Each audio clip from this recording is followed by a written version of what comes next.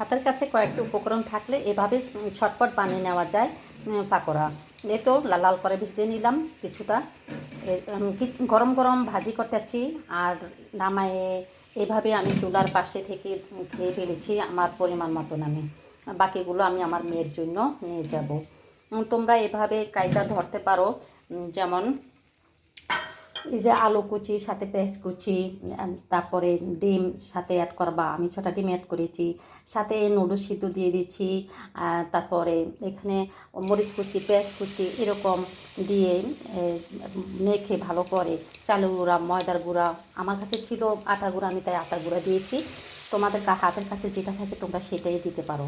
খেতে কিন্তু ভালো, এটা অনেকটা স্বাদ। এটা তোমরা সস দিয়ে খেতে পারো নাস্তা হিসাবে। ছোট বড় সবাই পছন্দ করবে, যেহেতু এখানে সব ধরনেরই পুষ্টিকর জিনিসগুলো আছে। বাচ্চাদের জন্য খুবই ভালো হবে নাস্তা হিসাবে আমি মনে করি।